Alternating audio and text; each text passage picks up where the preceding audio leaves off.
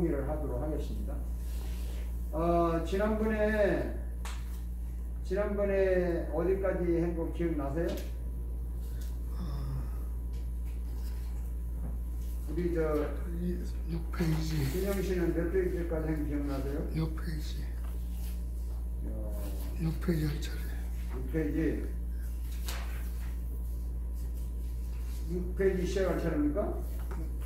6페이지 할 차례. 6페이지. 6페이지. 어느 학생이 맞는지는 모르겠지만. 네.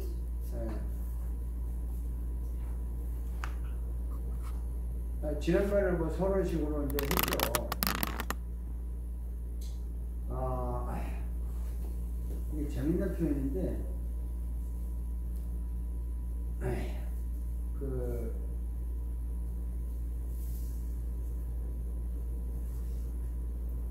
여러분이 잘 아는 대로,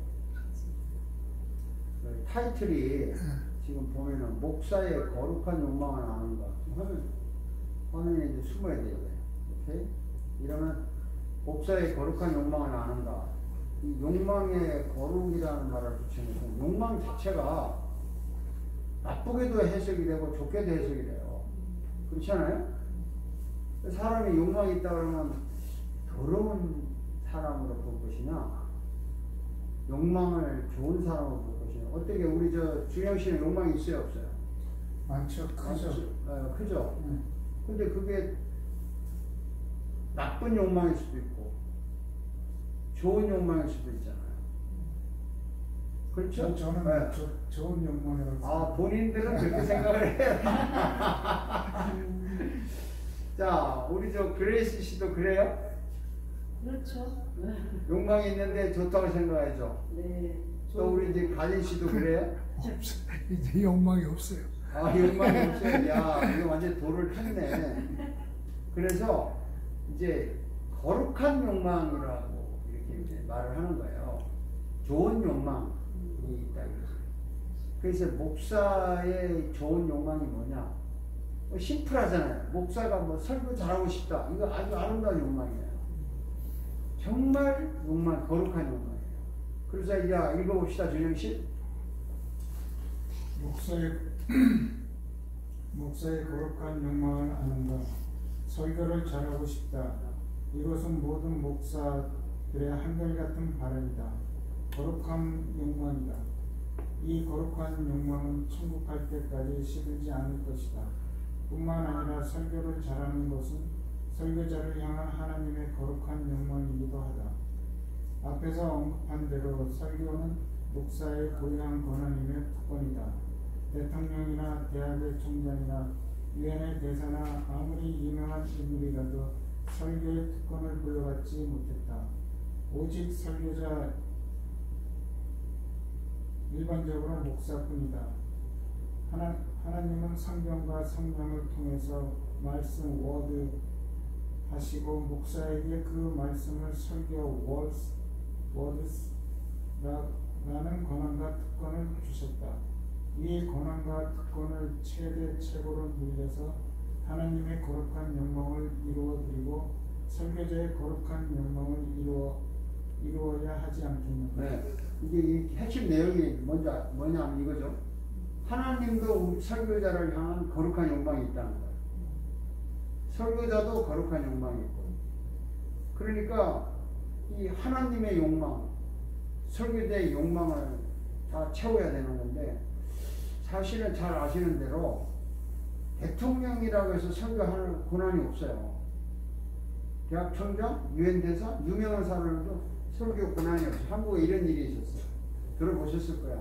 옛날 얘기라서 지금 이런 얘기하면 꼰대들이 하는 얘기인데, 우리나라 6.25 때 다 부산으로 피난 갔잖아요. 그때 대통령도 부산까지 피난 간 거예요. 갔는데 주일이 왔어. 그 대통령이 그때 부산, 제가 알기로는 3.1교회로 알고 있는데 참석을 했어요. 근데 이제 그 대통령께서, 이정만 대통령이겠죠. 예배 마치고 이렇게 내가 좀 한마디 국민들을 향해서 말할 기회를 가질 수 있겠느냐 하시라고. 대통령이 이제 올라왔는데 강단에 올라온 거야. 설교하는 강단에. 그 목사가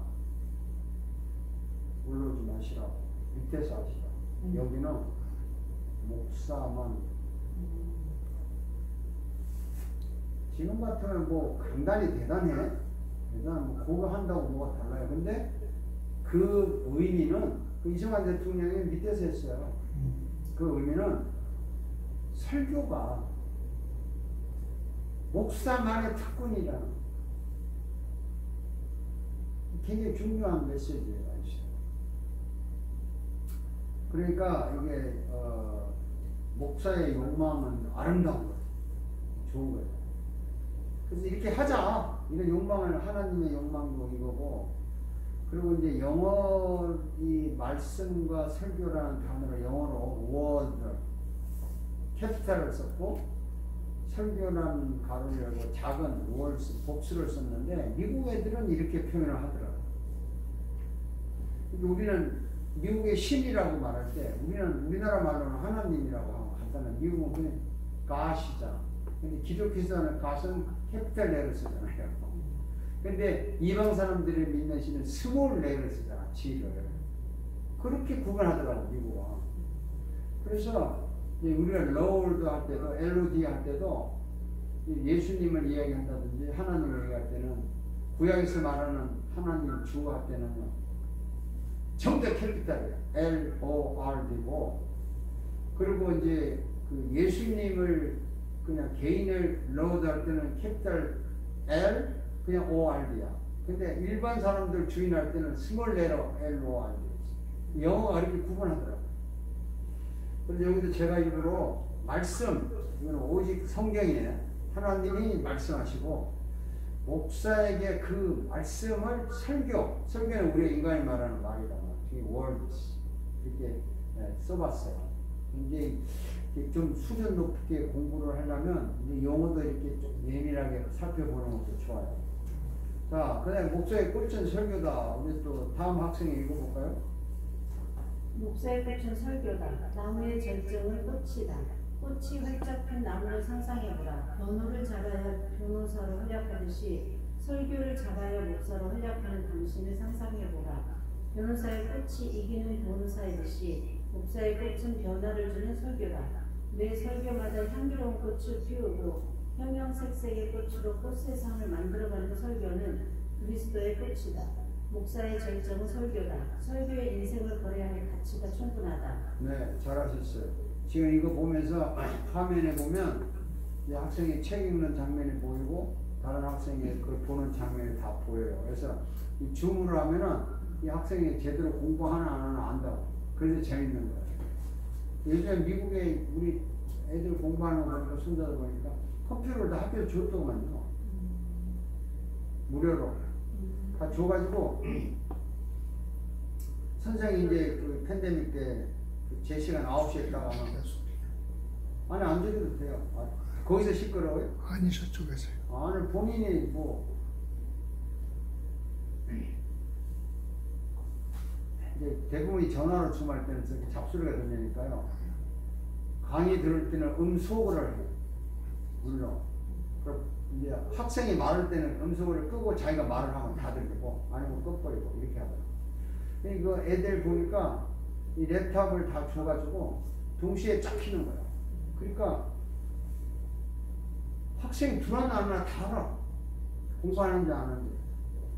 그러니까 뭐 그 아침 그 7시 반에 요즘은 이제 거기 밖에서 8시 반인가 바뀌었는데 7시 반부터 했잖아요. 애들 눈 부비고 이거 앉아있는. 아, 자 여기 목사의 꽃은 설교다라고 말을 했는데 나무의 절정은 꽃이죠. 꽃이고 열매잖아요. 열매. 꽃도 했지만 열매지 다시. 열매인데 이 나무에 이게 이제 목사님 이거 화살표 가는 거 보이죠? 이게 PDF로 했기 때문에 그런데 PDF를 안 하고 일반 워드를 이렇게 화면 열었잖아요.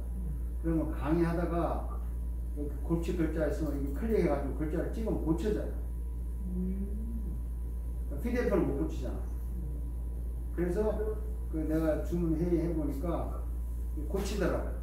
가로도 열고 고치고 해서 이제 하더라고요. 그래서 아, 기술자들이 좀 잘 하는구나. 난 아직 그런 기술은 없지만. 그래서 나무의 절정을 꽂히고 꽃의 절정을 꽂히죠, 사실은. 그리고 나무의 절정은 열매지. 여기 나무라는 말을 보다는 꽃의 절정은 꽃나무의 절정은 꽃이다. 이게 맞는 것 같아요. 꽃나무가 꽃이 안 피우면 무슨 소용이에요? 자, 꽃이 활짝 핀 나무를 상상해 보라 그래서 변호를 잘하는 변호사로 가면서 목사하면 가면서 변호사의 꽃이 이거지. 그러니까 설교는 하나의 꽃이라고 생각해요. 예배 시간에 그냥 그 말씀의 향기가 쫙 퍼져서 꽃 세상을 만들어가는 설교. 이게 정말 꿈일까 현실일까. 그래서 어쨌든 설교의 인생을 거래할 가치가 충분하다는 거죠, 목사는. 이거 참 중요한 말인데, 자, 남학생은 눈이 안 좋으니까 다시 준영 씨로 돌아갑시다. 설교자의 마음가짐. 설교자의 마음가짐. 오늘이 처음 하는 설교이면서 인생의 마지막 설교라는 마음을 가져라. 설교를 듣는 청중도 오늘 처음 온 사람이고 오늘이 인생의 마지막이 될 사람이 있다고 생각하며 설교하라. 청중들 중에는 반기독교인, 비기독교인, 초신자 그리고 믿음이 강한 자도 있다고 생각하며 설교하라. 특히 사탄이 이구에게 말하듯이 과장하거나 축소하거나 색다르게 해석하는 설교가 되지 않게 하라. 자, 이 준영 씨 이게 무슨 말이에요? 또 봐, 안 봐도 돼. 그냥 읽고서 이게 무슨 말인지 알고 간단하니까 생각. 또 이대로 안 하면 또 아니야. 여기 수업 시간이기 때문에 시험이 아니거든. 훈련을 하는 거야. 그러니까 너무 이렇게 과장되고 이 설교가 너무 이렇게 좀 달콤하게 기가 이렇게 좀 간질간질하게 하는 그런 설교 말고 진리 하나님의 말씀의 진리를 선포하는 그런 설교를 하라는 뜻 같습니다. 그 맞는 말이고 마지막 말에 하는데 지금 설교자의 에리튜드를 얘기해요. 마음 자세가 뭐냐? 마음 자세가 오늘이 내 인생의 마지막 설교다라고 생각했을 때 어떤 설교를 할까?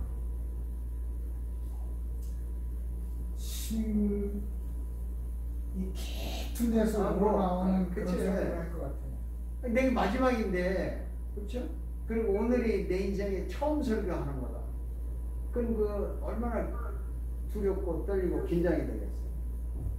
그래서 태도가 매일 하지만 내가 오늘 처음 하는 설교처럼 정중하게 하고 오늘이 마지막인 것처럼 열정을 다해 살아야 돼요. 그리고 나만 그런 게 아니고 오늘 우리 수업 시간에 여러분은 안 그렇겠지만 교인 중에 오늘 듣고 나가다가 인생이 끝나는 사람도 있을 거라고. 그 사람 마지막 설교예요. 그리고 또 어떤 사람은 오늘 처음 왔잖아. 아무도 몰라. 처음 듣는 설교인데 뭔가 딱 박혀야 되는 거 아니야? 그래서 그런 자세. 여기 앉은 사람이 어쩌면 다음 주에는 내가 못 볼 수 있겠어. 오늘 생판 처음 오는데 이 사람이 첫 마디에 인생이 달라질 수도 있겠다. 나는 내가 오늘 수업 끝나고 죽을지 어떡해. 또 나도 처음 할 때의 긴장감, 이 사람이 오래 설교하다 보면요 형식이 돼버리잖아. 형식적으로. 그리고 마지막에 내가 그랬어요.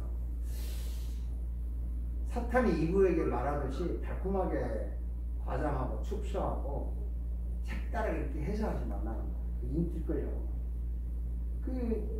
사탄이 이브에게 그랬잖아요. 뭐 아시잖아요. 하나님 먹지 마라. 먹으면 죽는 딱 두 마디야. 먹지 마라. 이브도 죽을까 하느라 육다이 소리하고 또 사탄은 안 죽는다. 이렇게 그냥 말이 좀 색다르게 가면 나이 엉뚱한 소리가. 그래서 저도 지금 좀 그런 마음 아직은 있어요. 이거 오늘 내가 마지막일 수도 있다. 처음이라는 생각은 이제 안 하지. 하도 오래 해봐요. 여기 마지막일 수도 있다. 그리고 오늘 여기 김원자, 김세민, 김숙자 이런 사람들 who knows? 끝날 수도 있는 거야. 그러니까 조금 긴장이 돼요. 그리고 그 다음에 현실적으로 제가 밥을 식사를 하잖아요. 목사님도 배워서 그래요. 나는 이게 오늘 마지막 식사일지도 모른다는 생각을 할 때가 있어. 진짜 맛있게 열심히 먹어야 되겠다.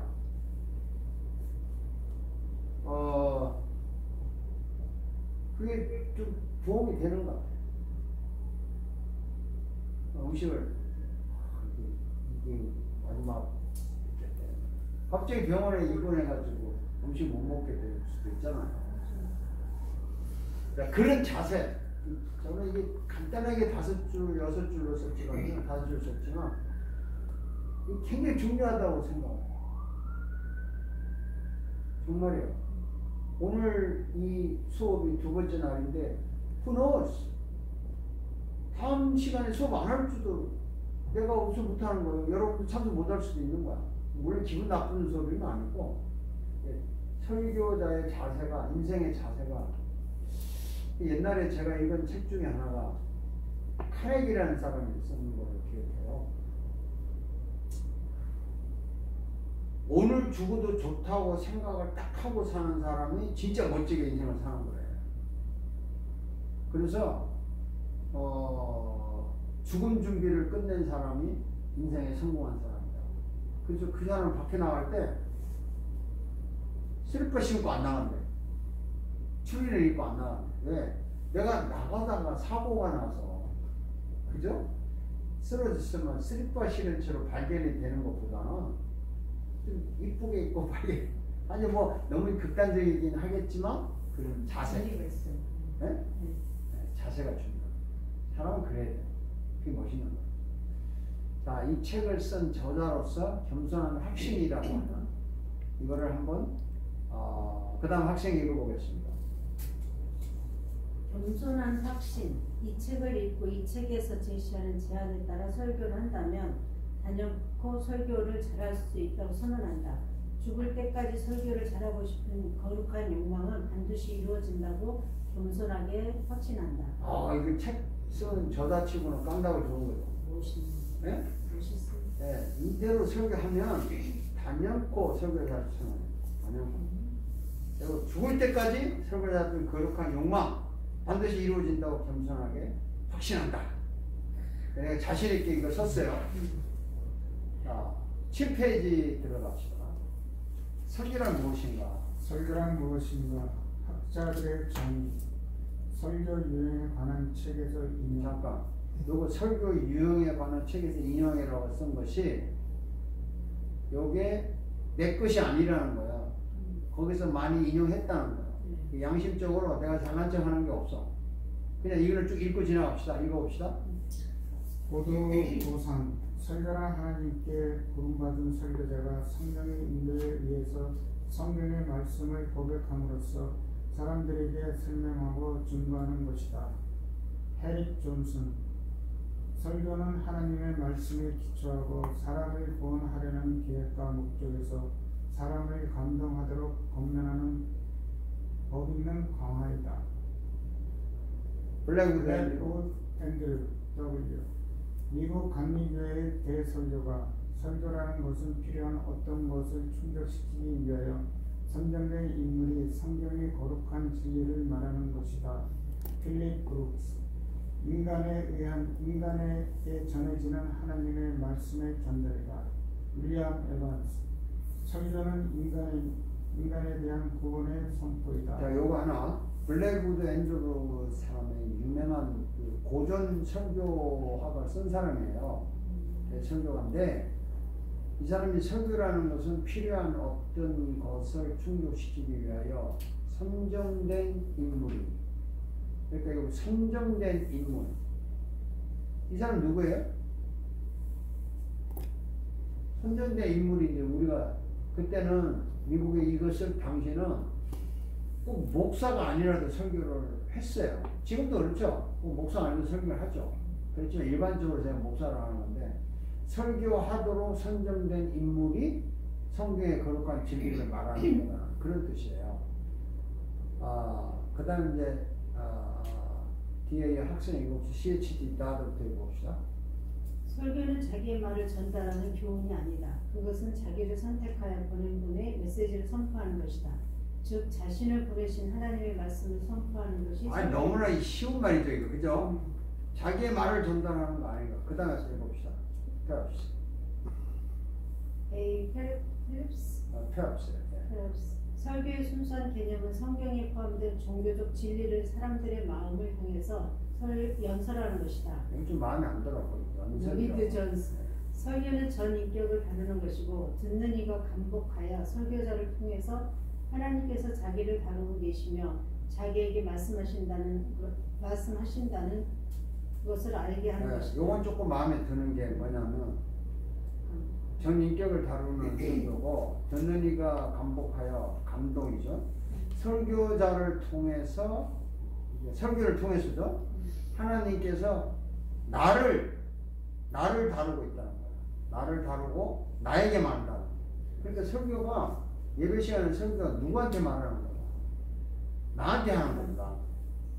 이 굉장히 중요한 거예요. 이분은 좀 현실적으로 이분은 원래 그 의사 공부를 했던 사람 아니에요. 마틴 로이드 선수 유명한 사람 아니에요. 이 사람이 설교하기 위해서 제가 많은 영향을 받았는데 나중에 이 사람 얘기 좀 나와요. 어쨌든 나한테 얘기하는 거야 설교. 대부분 사람들이 나한테 얘기하는 거로 안 듣고 김 집사한테 하는 거예요. 박 집사한테 하는 거 뭐 이러는. 자 마틴 루터 한번 봅시다. 루터 말틴. 설교는 그리스도를 통해서 우리가 하나님을 보고 하나님의 뜻을 아는 방편이요 안경이다. 이게 마틴 루터가 말하는데 설교는 이제 안경이라고 안경을 통해서 또 하나님의 뜻을 아는 거다 그러는데 여기 중요한 말이 하나 있어요. 쉽지만 그리스도를 통해서라는 단어가 나와. 네? 이게 제가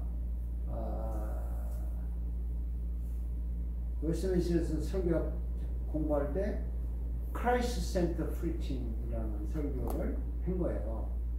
그러니까 모든 설교는 구약이든 신약이든 그 안에서 그리스도를 통해서 하나님을 보고 하나님을 발견하는 안경이라는 거. 그러니까 그리스도 빼고 하나님 이야기하면 설교가 안 돼요. 잘 들어야 돼요. 그리스도 빼고 하나님 이야기 하도 하나님 이야기하니까 설교 같지는 않은 건 아니야. 루터가 이거 굉장히 강조하고 이게 이제 개혁주의라고 하는 계통에서는 그리스도를 중심으로 한 설교라는 게 굉장히 세고 제가 이걸 전공을 이제 한 거죠. 그 다음에 이제 그 다음에 이거 폴스티 P.T. 폴스티. 네. 설교는 복음의 연장이고 복음의 선포이다. 설교는 그리스도 안에 있는 하나님의 영원하고 중단 없는 행위로서 그것이 계속적으로 반복되어 선언되는 것이다. 기독교는 설교와 함께 일어서기도 쓰러지기도 한다. 여기 중요한 단어가 있어요. 이게 폴스티 유명한 사람이잖아요. 설교는 복음의 연장이고 복음의 선포인데 설교는 그리스도 안에 있는 이 그리스도 안에 있는 하나님의 이야기예요. 그리스도 안에 있는 하나님의 영원하고 중단 없는 행위라서 그것이 반복되어서 나왔는데 마지막 말 재밌잖아요. 기독교는 설교와 함께 일어서기도 하고 쓰러지기도 한다. 설교 잘하면 살고 못하면 죽어요. 그리고 그리스도 안에서 하나님의 이야기하는 거예요. 자, 알프레드 그레이 가디도 좋은 사람이에요. 설교란 영생을 위하여 인간의 인격을 통한 신적 진리의 전달이다. 뭐 영생을 위하여 이거 좀 중요하다. 설교의 목적이 인간의 영생을 위하여인데 중요한 말이죠 이게. 그다음에 세뮤엘 볼베다 이 사람이 간단히 말을 했어. 이거 봐요. 미국 칼빈 신학 설교학 교수. 기록된 하나님의 말씀을 구두로 행하는 선포다. 그러니까 그냥 모든 말씀을 그냥 말로 하는 것이 설교다. 이게 말이 중요하다. 이런 이야기를 한 거죠, 이 사람이. 자, 이러다 보니까 복잡한 이야기인데 다 거기서 거기에요. 그런데 하필 이 사람도 괜찮은 사람인데, 자, 김용 씨 읽어봅시다. 하핀 제임스 앤 설교란 공예배 시에 기독교 진리를 계획적이고 구체적으로 확신을 가지고 선포하는 것이다. 요게 이제 이 사람이 이제 공예배라는 말을 쓴 거예요. 네? 공예배. 그러니까 개인적으로 모여서 하는 건 설교가 아니고 예배라는 단어가 등장이 돼요. 그러니까 설교와 예배의 관계를, 기독교의 진리를 계획적이고 구체적으로, 이게 이제 여러분 이거 아셔야 돼요. 무조건 감동 준다고 설교가 아니고 이게 진리가 논리적으로 맞아야 돼. 계획적으로 맞아야 돼. 구체적으로 맞아야 돼. 그냥 웃기고 재미있고 감동이라고 되는 게 아니에요. 그래서 이 사람은 예배라는 단어, 그다음에 진리를 계획적이고 구체적으로 확신을 가지고 선포하는 것이다. 그러니까 이게 이제 상당히 이 사람은 학술적인 이야기를 하는 거죠. 그래 이제 빌리그램이라고 짐인데, 짐도 있죠. 빌리도 짐이라고도 부르더라고. 자, 이거 하나님의 말씀을 읽어봐요.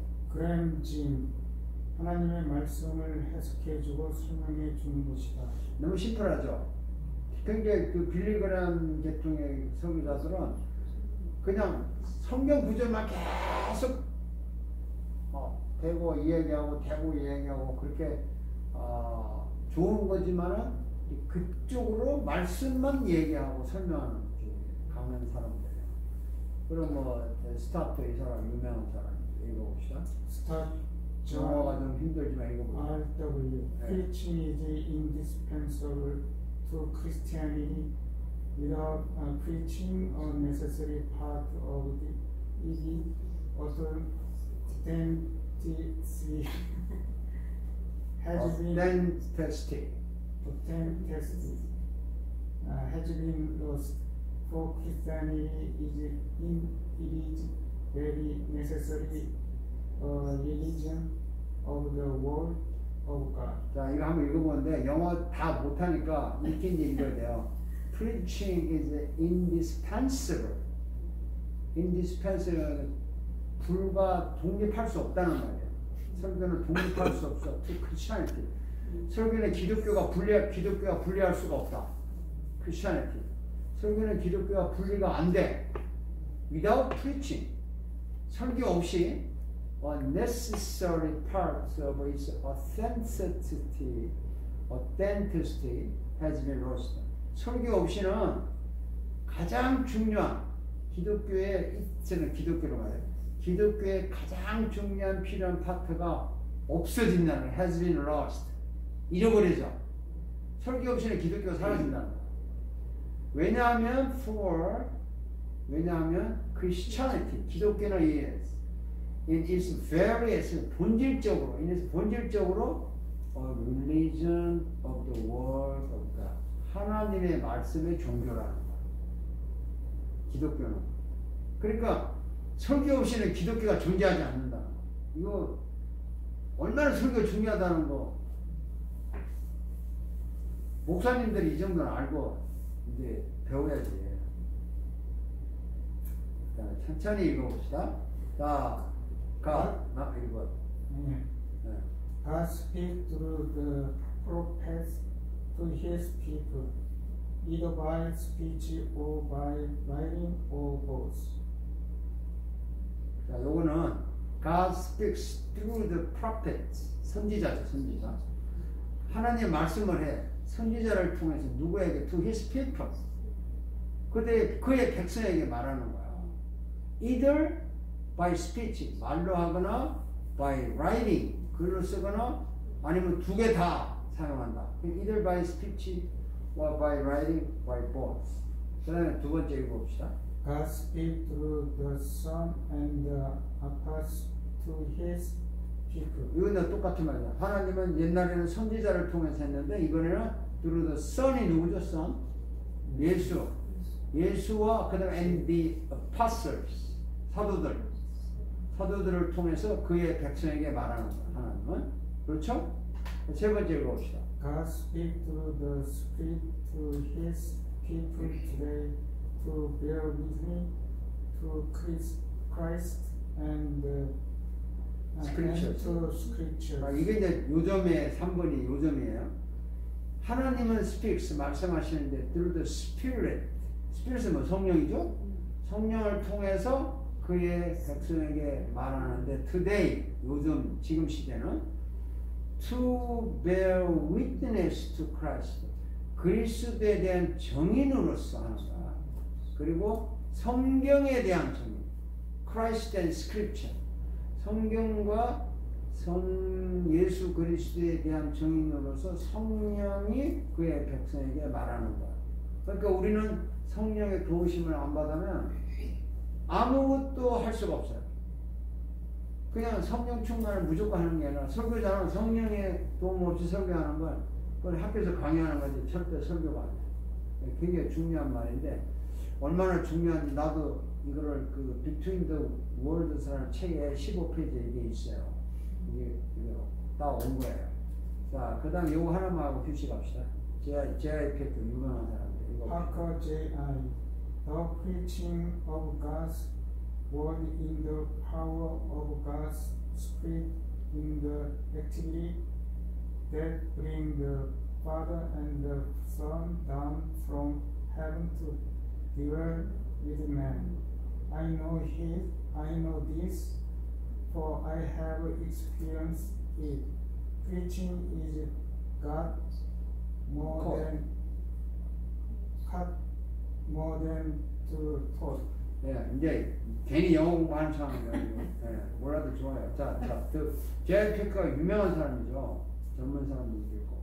The preaching of God's word, 하나님의 말씀의 설교는 in the power of God's Spirit, 하나님의 성령의 능력 안에서 선포되어진 하나님의 말씀의 설교는 그런 뜻이에요. 그러니까 말씀이 성령의 능력 안에서 선포되지 않으면 안 되는 거야. 그것은 이제 in activity, 그것이 하나의 행동이라는 activity. activity는 설교는 행동이라는 거예요. 행동인데 that 무슨 행동이냐면 brings Father and the Son down from heaven. 야, 난 이거 듣고 충격받았어. 정말 충격받았어. 왜 충격받느냐? 설교는 행동인데 하나님의 말씀을 성령 안에서 하는 행동인데 어떤 행동이냐면 아버지와 아들, 아버지는 하나님의 아들을 선 아니에요? 아버지와 아들을 down from the heaven, bring the Father and the Son down from the heaven to dwell with men.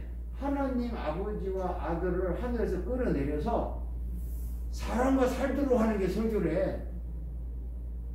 와, 제가 이거 벌써 얼마나 오래됐어. 그거 가슴이 그냥 야, 씨.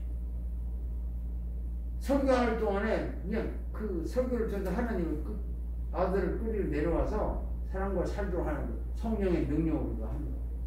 그러니까 설교하는 동안에 하나님이 내려오는 거야. 이 설교 안에 와가지고 사람 안에 들어오는. 굉장히 파워풀한 거 아니에요? 그래서 I know this. 이 사람은 자기 그거 안다는 거야. I know this. 왜냐하면 I have experienced it. 나는 그걸 경험했다는 거야.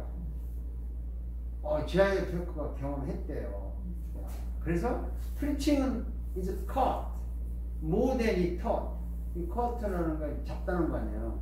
caught, 캐치했단 말이에요. 그러니까 설교는 붙잡는 거라. 그 taught는 가르치는 거 아니에요. 가르치는 것보다 더 강력한 휘어 작업이야. 설교는 그 가르치는 게 아니고 사람을 잡는 거야.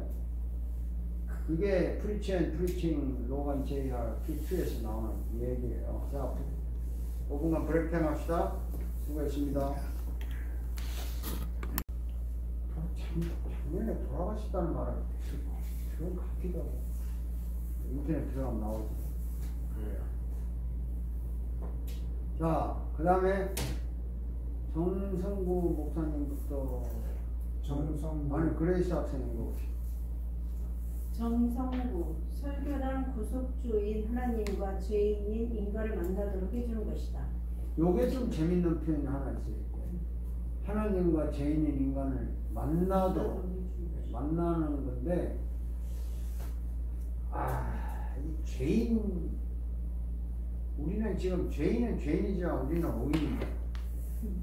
그러니까 이거는 좀 평범하게 생각한 건데, 그냥 죄인을 빼고 구속 중에 하나님과 인간을 만나도록 했으면 좋았을 것 같아, 내 생각에. 그렇죠? 네. 그 다음 읽어봅시다. 임택진, 설교는 하나님의 말씀을 인간에게 전달하는 행위다. 너무 심플하다. 그 다음에 박이천, 설교란 하나님의 말씀을 조리 있게 잘 표현하여 양떼들의 마음에 깊은 감동을 끼치는 것이다. 구가다 용어이다. 구가다 용어. 그 다음에 박선희, 설교란 계속적인 하나님 말씀에 대한 재해석이다. 이게 재해석이라는 게 좋은 건 아니에요. 예? 현실에 맞게 해석하는데 재해석을 자꾸 하다 보니까 이게 자유주의가 나오고 이제 신비주의가 나오고, 곽선희 목사님이 설교를 되게 잘하시는 분인데 상당히 재해석적인 분이 많아서 좋아요. 좋긴 좋은데 좀 그래요. 천병호. 천병호, 설교란 그리스도가 교회에 대하여 말하고 교회가 세상에 대하여 말을 계속하는 은혜의 수단이다. 자, 이게 이제 조금 신학적인 표현인데, 천병호 씨가 누군지 여러분 아시죠? 별로 지금은 좀 그렇지만 그리스도가 교회에 대해 말하는 거다. 요거는 좀 잘 말을 한 것 같아요. 말하고 교회가 세상에 대해서 말하는 거. 그러니까 그리스도, 교회가 세상. 그렇게 하는 은혜의 수단이다. 뭐 그런 말 같아요. 이주영 읽어봅시다. 이주영, 설교는 하나님께서 세우신 사람을 통하여 전달하는 구원을 위한 하나님의 말씀이다. 설교는 하나님과 하나님의 하시는 일을 선포하는 것, 곧 구속 사역이 그 중심이 되는 것인데, 이것을 선언하고 선포하여 죄인의 마음속에 성령의 역사가 임하여 구원 역사가 일어나게 하는 것이다. 참된 설교는 인간을 향한 하나님의 말씀이다. 자, 이거 좋은 표현인데 이 글자가 틀렸네. 하나님 께스가 뭐야? 글자가 틀렸네. 자, 구원을 위한 하나님의 말씀. 이 사람을 통하여, 여기 사람이라는 말을 좀 제안을 했으면 좋겠는데, 아무나 다 설교한다는 얘기가 되잖아. 이거는 좀 곤란한 표현인데 보편적으로 그냥 그렇게 말한 것 같아요. 하나님과 하나님 하시는 일을 선포하는 구속 사역이 그 중심이 되는데, 그거는 맞죠. 하나님이 하시는 일, 구속 사역이 가장 중심이 되는 것 같고, 이걸 선포하고 선언하고, 이 선언하고 선포가 뭐가 다르죠? 혹시 생각나세요? 선언은 뭐고 선포는 뭐예요? 선언하는 거는 그 어떤 계약 관계에서의 그런 그 다짐 그런 거고, 선포는 그 말씀으로 이렇게 전달. 그렇죠. 네. 그런 내용이 있죠. 그러니까 선언은 내가 결정하고 내가 선언하는 거야. 근데 선포는 이걸 알리는 거야. 남에게. 선포야, 포. 그래서 내가 이렇게 하기로 선언을 하고 결정한 다음에는 이걸 알려야 되잖아.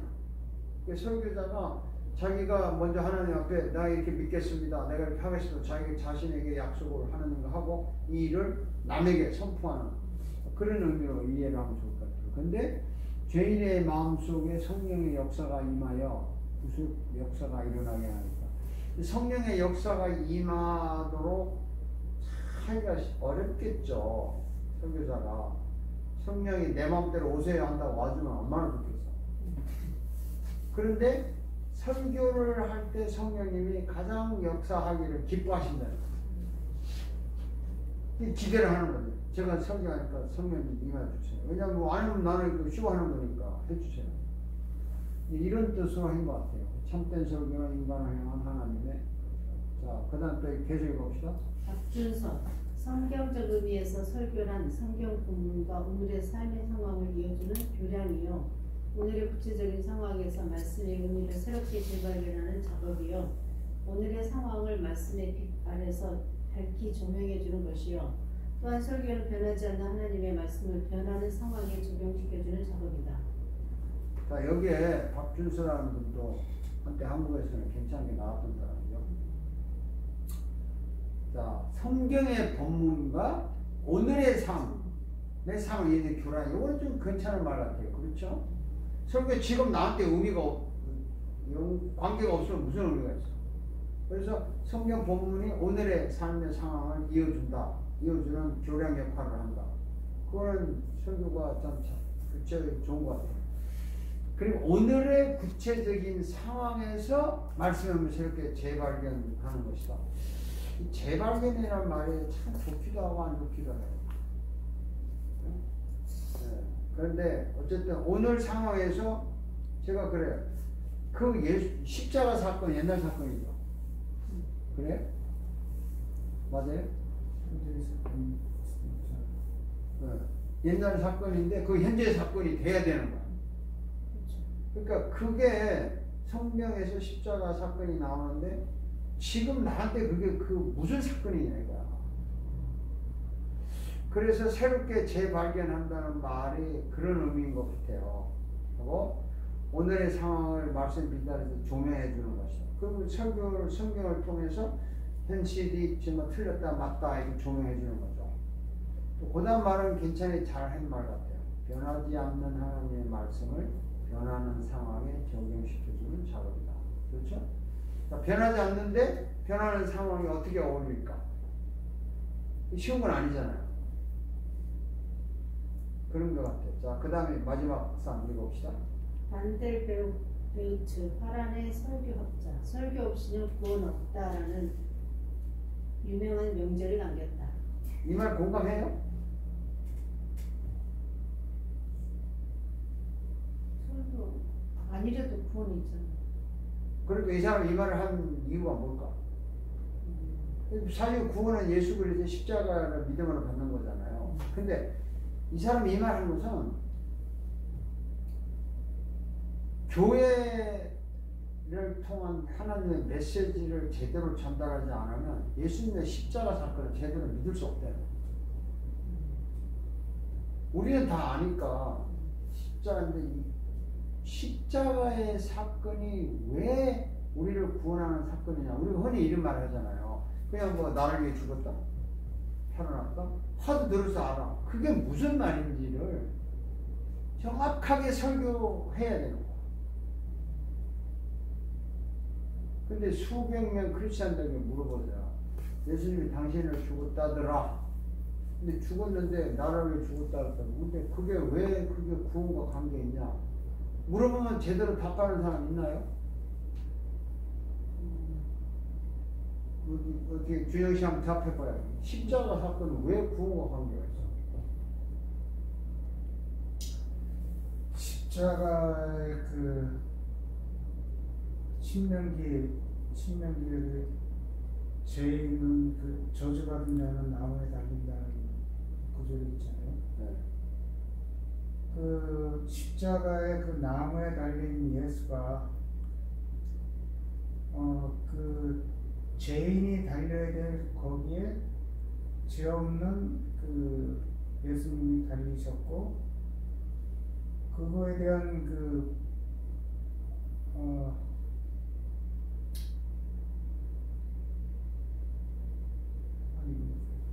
표현이 안 돼. 표현이 안 되는 게 아니라 표현을 그렇게 해본 적이 없는 거야. 경험상. 그냥 그렇다더라고 믿은 거예요. 솔직히. 그래서 막상 물으면요. 정말 사람들이 답을 못해요. 입에서 뱅뱅 도는 것 같은데 이게 뭐가 안 잡혀요. 예수님이 십자가에서 죽으셨다? 근데 그게 왜 나의 죄를 용서하는 거야? 내가 그걸 믿어? 믿으면 내 죄가 없어져. 이게 도대체 무슨 그림이냐고. 뭐냐고. 근데 그 믿어진다는 거는 내 의지보다는 그 성령의 그 감동과 그런 거에서 내가 믿어지는 거 아닌가요? 그렇지. 믿어지는데 그냥 난 믿는다 이거는 아니고 진짜 내 마음에서 뭔가 평행할 수 없는 어떤 그 감동, 뭐 이런 거에 의해서 그 이제 성령에 의해서 믿어지는 거잖아요, 이게. 근데 믿어지는 것도 중요하죠. 성령에 의해서 믿어지지. 내 의지는 안 돼. 그건 맞아요. 100% 맞아요. 그게 왜 내 죄를 용서하는 거고, 그게 왜 나를 구원하는 거냐.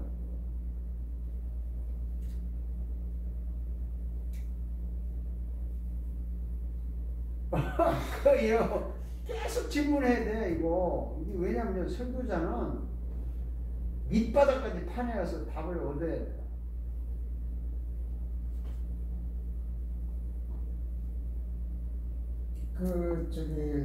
바울이 스데반의 그 사건 속에서 바울은 분명히 구약 성경의 신명기에 나오는 죄 있는 자들은, 저주받은 자들은 나무에 달렸다. 그래서 예수도 저주도 받은 자다 이렇게 생각을 했는데, 스데반의 하는 행동을 보면서도 약간 좀 의심이 갔던 것도 있는 것 같은데, 다메섹 도상에서 예수님을 만났을 때, 그때 이제 깨졌잖아요, 쉽게 얘기해서. 그때 바울이 느낀 것은 저주받은 게 아니라 십자가가 저주를 해서 일어난 승리한 그것으로 받아들였기 때문에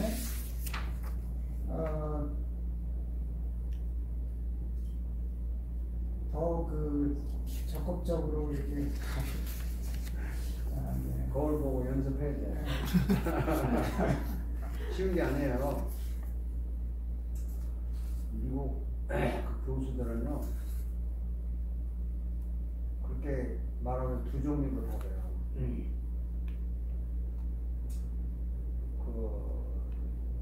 That's right. 딱 이른다고. 맞는데 딱 이래요. 맞는 것 같은데 틀렸다 이렇게 말하는 거예요. 항상. 재밌는 게 뭐냐면요, 구약을 자꾸 인용을 했는데, 구약에서 저주받는 나무에 달려는 구약이 있는 게 아니고 신약에 있는 말이고, 구약에는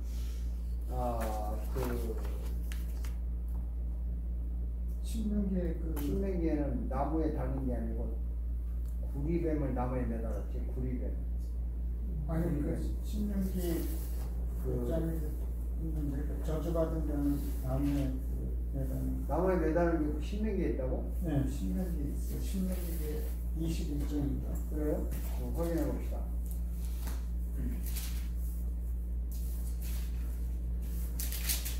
나무에 매달라는 계명이, 그게 나무에 매달라는 계명이 확인해봐야지. 저주받은 자는 나무에 매달았다? 저주받은 자라? 여기 신명기 21장 23절에 네, 뭐라고 그래요? 그 시체를 나무 위에 밤새도록 두지 말고 시체지, 그거는. 당일 죽은 사람의 시체를 나무에 매달았다. 네, 나무에 달린 자는 하나님께 저주를 받은 일이니라. 그러니까 그 시체라고 하는데 죽일 때는 뭘로 죽였어요? 돌로 쳐 죽이거나 그러지 않았어요? 앞에 문장 봐요. 사람이 만일 죽을 죄를 범함으로 내가 그를 죽여 나무 위에 달거든. 이게 죽인 다음에 달잖아. 그래서 그거는 나무에 달아서 죽이는 게 아니라고. 죽인 다음에 시체를 샘플로 보여준 거야. 독수리가 먹게 하고 한 거고. 그래서 앞뒤 문맥에 보면은 죽은 자를 나무에 매달하는 것은 신약에 이제 인용하는데, 예수님은 살아있는 채로 나무에 매달렸잖아요. 그게 십자가라고. 그게 신약에 산채로 나무에 매달렸다 그러죠. 그 구약의 신명기는 산자를 나무에 매달는 건 아니에요. 근데 이제 십자가의 의미가, 예수님 요한복음에 이렇게 말했어. 인자가, 모세가 광야에서 뱀을 든 것 같이 인자도 들려야 하리니. 근데 그 사람들이 죄를 지어가지고 연병인가 뭐 독창이를 죽어가잖아요. 뱀이 와서 물고 그랬잖아. 그러니까 살려달라니까 구리뱀을 만들어서 두고 쳐다보면 낫는 거야. 쳐다보면 이 뱀에 물리게 다 독이 나와버리는 거야. 그럼 쳐다봤다고 왜 나이게? 아니 뭐 쳐다봤다고 내 병이 왜 났냐고. 믿음. 지금 저 하나님이 그렇게 하라고 하면 난다 그러니까 그 믿음으로 그거를 바라보는 거예요. 그렇죠. 그러니까 하나님이 뱀을 만들어서 다루라. 그걸 본 사람은 내가 낫게 해주겠다. 본 사람은 내가 낫게 해주겠다. 이 말이 중요해요. 봤기 때문에 나은 게 아니고 본 사람은 내가 낫게 해주겠다. 내가. 그러니까 예수님이 십자가에서 돌아가셨다는 것을 믿는 사람은 내가 용서하겠다. 제어해 해주겠다. 하나님의 내가. 이게 굉장히 중요한 말이에요. 이걸 설교를 해야 되는 거야. 여러분 예수를 믿는다는 말은 예수님의 십자가에서 당신을 위해 죽었다는 사실을 당신이 예수님이 당신의 죄값을 대신 주고 어쩌고 뱀이 뭐 공병 매달린 거 똑같은 거 다 하는데 그것을 믿으면 하나님이 그 믿는다고 고백하는 것을 보고 당신의 죄를 용서한다 라고 하는 것이 설교야. 그래서 그 설교 없이는 구원이 없다는 얘기를 이제 이 사람이 한 거죠. 우리가 설교를 왜 그렇게 예민하게 해야 되냐면 그분이 나를 위해 죽었다? 그래서 믿는다? 그럼 용서받았다? 무슨 근거로? 근거는 그걸 뱀을 쳐다봐라 라고 하나님 말했고 쳐다보면 병을 낫게 하겠다라고 하나님 말을 했기 때문에 완전히 하나님의 말씀에 근거해서 내가 용서받고 근거해서 내가 구원받는 거지 내가 뭐 믿었다고 해서 구원받는 게 아니라고 사실은. 근데 그 이야기를 설교하라는 거야. 우리가 예수님을 믿으면 내 죄가 갑자기 없어져? 갑자기 내 병이 나? 그게 그렇게 생각을 많이 한단 말이에요. 실제로 그렇게 또 믿고 살고 하지만 그 예수를 믿으라고 말을 했고 누가 하나님 그 말을 하나님 내가 믿으니까 내 죄를 없다고 용서를 해줬고 누가 그 하나님 말대로 그러니까 말씀을 설교하는 게 설교라고. 그리고 그 설교 없이는 구원이 없다는 이 사람이 요약해서 이렇게 말한 거예요. 실제로는요 우리가 뭘 설교해? 뭐 여러 가지 하지만 결국에는 야 하나님이 그렇게 말한 것이 실제로 나에게 이루어졌으면 이게 이제 은혜가 되는 거 아니에요. 그런 뜻으로 하고 그 다음에 이외에도 많은 학교가 되는 거냐 쭉쭉 읽어 나가갈까? 네. 여학생이 읽어보세요. 이외에도 많은 학자들이 설교에 대한 정의를 내렸으나 그 뜻은 대동소이하고 다 옳은 듯한 표현이다. 어쨌든 설교에 대한 정의에서 꼭 짚고 넘어가야 하는 것은 설교는 초자연적으로 영감된 하나님의 말씀이 성경에 게시된 진리의 선포란 점이다. 그게 이제 위의 내용들을 요약한 거예요. 읽어봅시다. 위의 내용들고 정의를 종합하자면 설교는 하나님의 말씀에 기초하고 사람을 구원하려는 계획과 목적에서 사람을 감동하도록 권면하는 법 있는 종교적 강화다라는 정의를 내릴 수 있다. 그러니까 이제 위의 내용들을 종합한 거예요. 이거 뭐 이렇게 하고 그 다음에 읽어봅시다. 제가 쓰는데 그건 학자들이 말이고 그 다음에 설교란 무엇인가? 설교란 무엇인가? 설교는 인간을 하나님 앞에 세우는 것이다. 설교와 설명의 차이를 아는가? 설교와 해설의 차이를 아는가? 설교와 해석의 차이를 아는가? 음식 재료와 요리된 음식의 차이를 아는가? 음식 만드는 법과 만들어진 음식의 차이를 아는가? 계속 차이라는 말을 막 네. 묻는데 설교와 설명 달라요. 설교와 해설 달라. 설교와 해석도 달라. 음식 재료와 요리된 음식은 달라. 설교 음식 만드는 법과 만들어진 음식 달라. 자, 그걸 전제로 읽어봅시다. 설교는 웅변이 아니다. 연설도 아니다. 강연도 아니다. 세미나도 아니다. 교육도 아니다. 강의도 아니다. 발표도 아니다. 토크쇼도 아니다. 대화도 아니다. 연기도 대사도 아니다. 한결도 선포도 아니다. 그렇다고 설명이나 해설도 아니다. 인문학 강의나 교양 강좌나 도덕 교육은 더욱 아니다. 설교는 이 모든 것을 다 포함할 수 있고 다 포함한다. 그러나 설교는 그 이상의 것이다. 감동을 주는 것 이상이다. 눈물을 흘리는 것 이상이다. 자, 이게 뭐 하자는 얘기야? 다 아니래, 그냥. 다 아냐? 이 강조법이거든요. 그랬을 때 어떤 거 하나 강조하기 위해서 다른 걸 쫙 나열해서 부정하는 거야. 웅변 아니야? 연설 아니야? 강연 아니야? 세미나, 교육 아니야? 강의, 발표, 톡쇼, 대화, 연기, 대사, 판결, 선포도 아니야? 근데 뭐 설교를 선포라고도 하잖아요. 판결이라고도 하고 일종의 설교도 연설이고 웅변이잖아요. 자, 연기도 아니다. 그렇다고 설명이나 해설도 아니다. 인문학 강의나 교양 강좌나 도덕적인 수업 아니다. 그러면서 이제 또 뺐다가 얘기하는 거죠. 이 모든 것을 다 포함할 수 있고 다 포함해 또. 다 포함하 아니다 다 포함해. 그러나 설교는 그 이상의 것이다. 감동을 주는 것 이상, 눈물을 흘리는 것 이상. 그럼 뭐냐? 읽어보세요. 설교는 인간의 이성과 감성과 시각을 사용하면서 동시에 그것들을 넘어서 인간의 영혼을 다룬다. 영혼이 하나님 앞에서 살아나고 더욱 거룩해지는 것을 다룬다. 테커는 하나님의 영적 능력으로 하는 설교는 하나님과 아들은 인간과 함께 살도록 하늘에서 끌어내리는 행동이라고 했는데 공감이 간다. 아까 읽은 거 그다음 읽어봅시다. 설교는 영원하신 하나님을 지금 우리 앞에 모시고 우리를 그분 앞에 세우는 영적인 행동이다. 하나님이 인간을 마주하고 인간이 하나님을 마주하게 하는 행동이 설교다. 인간을 하나님 앞에 세우지 않는다면 설교는 인간들끼리 행하는 의사소통이며 종교적 표현일 뿐이다. 자, 이게 이제 제가 이제 정의를 내리는 거예요. 연구한 사람으로서. 인간을 하나님 앞에 세우는 거다. 네? 설교는 제 페크의 말을 인용하면서 영원하신 하나님을 지금 우리 앞에 모시고 우리를 그분 앞에 세우는 거. 설교할 때는 내가 하나님 앞에 서 있는 거. 하나님 앞에 있는 거. 이 설교 때 하나님 앞에 있다는 감각이 없으면 그 인간들끼리 하는 종교적인 표현이에요. 저는 이걸 강력하게 주장을 하는 거죠. 설교를 인간이 하나님과 마주하지 않아 뭐 하는 거야 이거? 쇼하는 거야? 장난하는 거야? 뭐야 이거? 그럼 의사소통이고 종교적인 표현일 뿐이다. 내가 안 유명하니까 이 말을 사람들이 안 써먹겠지만 이건 제가 연구한 결론입니다. 자, 그 다음 읽어봅시다.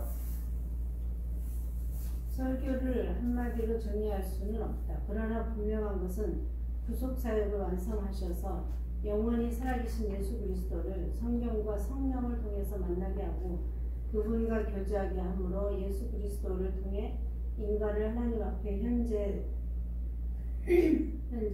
다시 세우는 것임은 분명하다. 설교는 예수를 설교하는 것이고 인간을 예수 앞에 세우는 것이다. 케발이 말했던가 그에 줘서 이것이냐 저것이냐 해서 해결의 변증법을 뛰어넘어 결단에 의해서만 도약할 수 있다고 하면서 신 앞에 선 단독자를 제시했다. 공감이 가는 부분이다. 인간을 지금 하나님 앞에 세우라. 이것이 설교다. 네, 제가 이제 결국에 예수 그리스도를 통해서 인간을 하나님 앞에 세워야 되는데 이 키에르케가르드가 그 유명한 말을 했어요. 실존 철학자네요. 변정법서는 해결은 정반합 발전한다는데 그 실존주의자는 그렇게 발전하는 게 아니고 결단을 해야 돼요. 결단을 하는 방법은 신 앞에 선 단독자. 이게 실존이다. 하나님 앞에 내가 홀로 섰을 때 진짜 실존이고 그야말로 그것이 인간의 본질이다. 이렇게 예를 들었어요. 이거 달밤에 사막에 가봤어요. 사막을? 안 가봤죠? 에이 가봐요. 제가 그 달밤에 사막에 혼자 서 있었어. 저기 왜 저기 있잖아요. 405번 타고 내려가다가 샌디에고 가는 데가 막 8번 도로 있잖아요. 목사님 많이 가보셨을 거예요. 저기 아리조나 가는 고속도로 있죠. 거기 쭉 가면은 유마인가? 네? 유마 지나고 나면 또 뭐 하는데 칼렉시콘가 뭐 나오잖아요. 멕시코는 북쪽으로 올라가는 거 아니에요? 아니 유마 지나서 고단 칼라시키면 그 멕시코 국경이지. 그러니까 북쪽이 아니고 남쪽. 근데 거기에 사막이 얼마나 크냐면요. LA 이거 시 한 1,500배인데 하얀 모래가요. 양쪽으로 쫙 깔려 있어요. 8번 타고 가면. 뉴멕시코. 예? 뉴멕시코. 뉴메시 가기 전에 아리조나 갔는데 유마가 옛날에 유명한 감옥이 있던 데 아니에요. 미국 애들 모든 죄수를 다 집어넣는. 근데 거기에 내가 가보니까 그 진짜 영화 저 사막에서 낙타 타고 하는 그 영화 거기서 촬영하더라고. 낙타 수백 마리 풀어가지고 진짜 사우디아라비아의 사막 좋아. 근데 거기에 그 밤에 사막을 좋아하는 팬들이 있어요. 이제 휴가 가서 바다에 서핑하는 사람들은 바다에다 텐트, 이 사람들은 휴가를 내서 거기다가 그 RV 차 타고 와가지고 밤에 캠핑하고 그 백사장 모래 위를 오토바이 타고 막 다니고 하는 거야. 나도 그 차 얻어 타고 그랬는데 구경하느라고. 거기에 밤에요 아무도 없을 때 사막에 달밤에 혼자 내가 한번 가봤어요. 지금은 지금 나는 가고 싶어 사실은.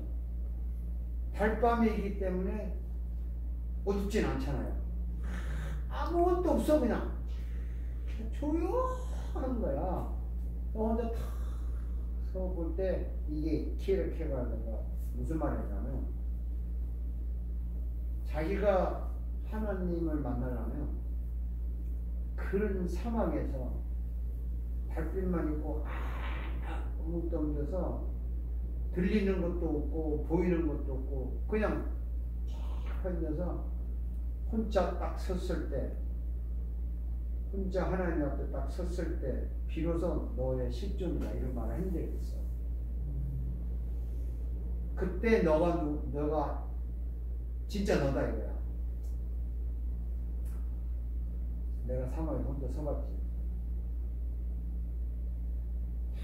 뭐 아무 생각도 없더라고. 무섭다 안 무섭다도 없고 그냥 서 있었어. 그냥. 자, 지나고 끝났는데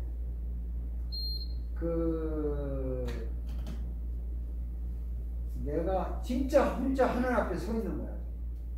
기분상 이런 데서 하나님 앞에 혼자 있다는 생각하고 완전 사막에서 내가 어디서 죽으면 찾아올 사람도 없어요. 한참 있었거든지. 그러지 않았어요? 그러면 소리 났는데? 아니야, 저도 꺼져요. 뭐 다시 켜진 것 같은데. 그래서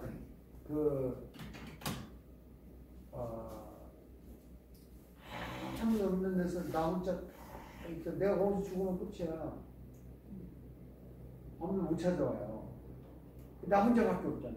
요나가 바닷속에 빠졌을 때 요나를 아는 사람은 아무도 없어요. 누가 알아?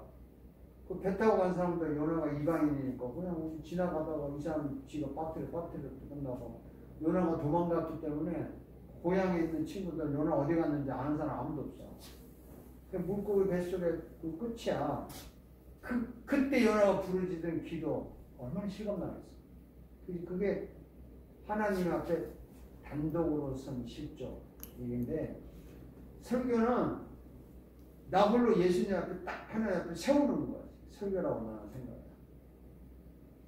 모든 사람은 예배 시간에 하나님 앞에 딱 있는 거야. 그게 예배야. 근데 보통 때 우리가 하나님 앞에 살지만 예배는 모든 것을 다 스타고 딱 1대1로 하는 거야. 마주보고. 이거를 제시하는 게 설교다. 오늘 여기까지 합시다. 미리 하자고 학생이 에어컨을 껐습니다. 시간 됐다고.